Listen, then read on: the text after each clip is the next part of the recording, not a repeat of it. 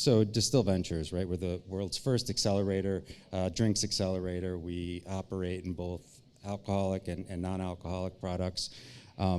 We've invested over $120 million over the past 15, in over 15 companies since we were founded in 2013, and half of that investment went to New World Whiskey. So it's been a category that we've been excited about for a really long time. And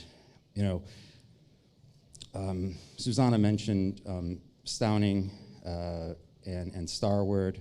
I have a really interesting story about Stowning that kind of ties into what we do and what the help of Diageo does. So Stowning, when we met them back in 2014, was producing about 25,000 liters of whiskey a year. So they had 3 small stills, Portuguese direct fire stills.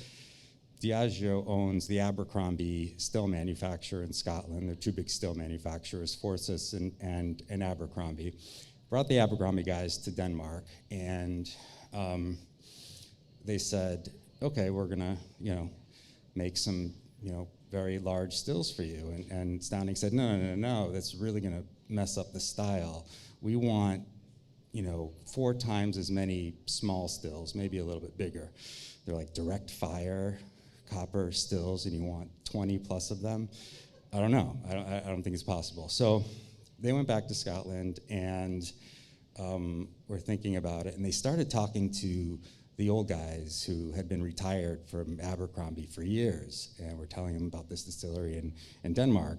And basically, they got these old guys out of retirement to come and build these direct fire stills, which was just super cool. And it speaks to a number of things that we'll talk about, not least of which is having the whiskey available for these consumers who would be interested in them. So we define world whiskey a little bit differently, right? We call it New World Whiskey, and we've got the QR code there. We published a white paper not too long ago. But outside of the traditional definition that Susanna mentioned, which is true, we also talk about whiskeys that are made in traditional countries, but different, right? So I'd include American single malts in there, even perhaps what Waterford's doing in Ireland, just really interesting stuff. Partially, driven by these are the types of whiskeys that the consumer we're talking about is really interested in.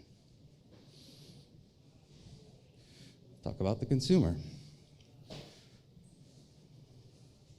So we did a few pieces of research over the past couple of years, and one of the things, and both Susanna and Raj alluded to it, is that there's this curious consumer, right? So the innovation from the brands is certainly driving it, but there's also being driven by this curious consumer, and curious exploration is what we talk about, and the curious explorer and discovery and education and knowledge. One kind of interesting thing that came from the research was kind of this journey that these whiskey drinkers are on, that they start discovering it, and then they share it with others, and then they learn, they go towards mastery, not mastery, but in a way that they can bring others in. So there's this interesting relationship between the experts they rely on to get into the category, and then how they take that knowledge and it kind of becomes part of their identity in a way, of something to share. The other important thing is brand fluidity, right? I think they're open to trying new things, critical for this category to grow. A few data points that I won't spend too much time upon. This is from February 2020. Now, right before the world changed, but the things that we identified, these younger consumers. First of all, they're younger, right? legal drinking age to 34, right? We're talking, millennials, Gen Z, they have more money to spend on whiskey. They spend a lot of time researching new whiskeys, and they primarily use the internet to, now, I'm now gonna skip ahead to February 2021 because, certainly the world changed, but when you think about it, they weren't spending money going to restaurants, so they had extra money to spend on whiskeys that they like. Spending time researching, well, what else are they gonna do, really? And the internet, that was the only way they were finding out, which in this last study in February, it was really interesting. Yes, they were using the internet to find out about new whiskeys, but there was a lot of kind of frustration, right, with one, missing interaction with the experts, be them bartenders or retailers, but also they felt there was a lot lacking in the digital experience in educating them about the whiskeys in a way that gave them the confidence to purchase as much as they would like to.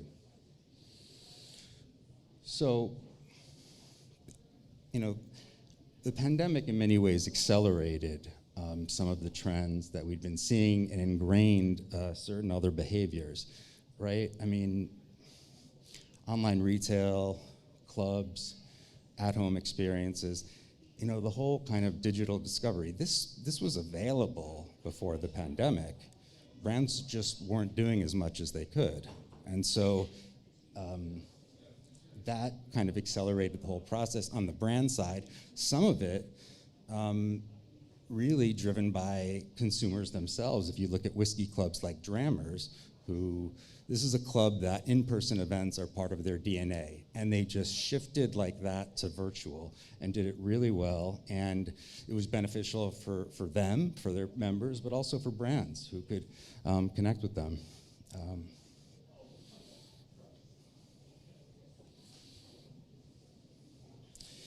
And certainly, some others that were a little bit exhausting. I joke, but this isn't going away, right? And it's up to brands to innovate and find new ways of making it interesting. As brands, we can't just, leave the meeting. We need to find new ways of making it kind of exciting, but it's an opportunity, really. So, are we in a post-COVID world? I'm not sure, hopefully. I'm gonna talk about some challenges and opportunities, right? So, let's talk about retail. Now, this shot I just love. I mean, Raj, I'm sure has seen many walls like this, we all have. You have a bottle of Starward up top in between Bailey's and Bibb and Tucker bourbon, the exact shelf set that you want. Every time I look at this, I find new things. What's that bottle of Montenegro doing there? But,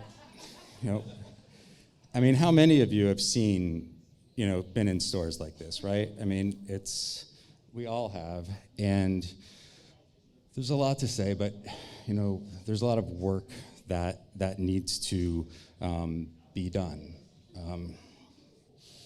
How do we get from to there, right? This is a beautiful island oasis of world whiskey. Sure, it has some tradition. It has some Scotch and Irish, but it's a fun discovery experience where you're able to kind of find out about new things. And this is just a great example of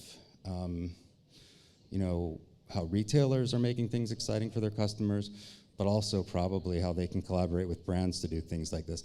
And it's got a sign up top that says World Whiskey. I mean, I could probably count on one hand how many places have that, right? So category education, establishing the category is really one of the biggest challenges. So, digital, right? So I'll pick on Drizzly for a bit, right? So I was perusing a few of the prominent e-commerce sites to discover world whiskey. So Click on whiskey. You've got bourbon, scotch, more filters.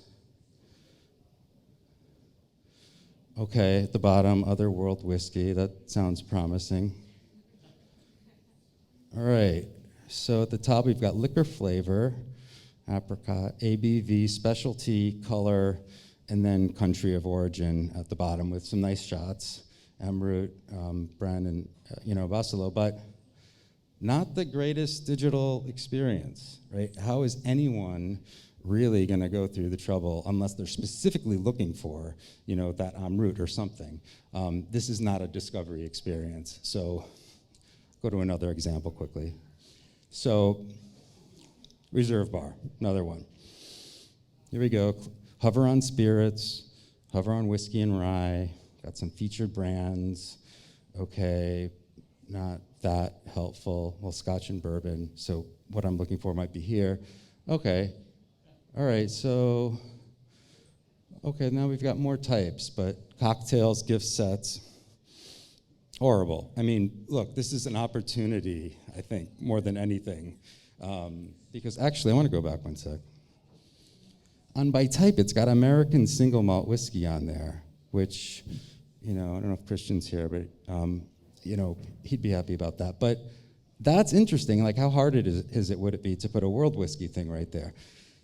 Not that that's going to make a huge difference, but it's a start, right? I mean, you have to start somewhere. And on-premise, I wanted to put it in there because, like I mentioned, in the study we did, 82% of consumers trust the opinions of bartenders and recommendations, right? This is a real opportunity. They've struggled. Everyone would love to be behind that bar right now. Some of us recognize it, Washington, D.C. But these consumers really kind of look to the expertise, and it's a really great opportunity for education. So I'll just close with some questions.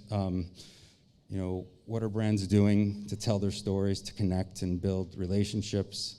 How can you bring consumers in to whiskey through world whiskey and in an inclusive way? How can we join forces in building the category, partnering with retailers, e-commerce platforms, like I mentioned?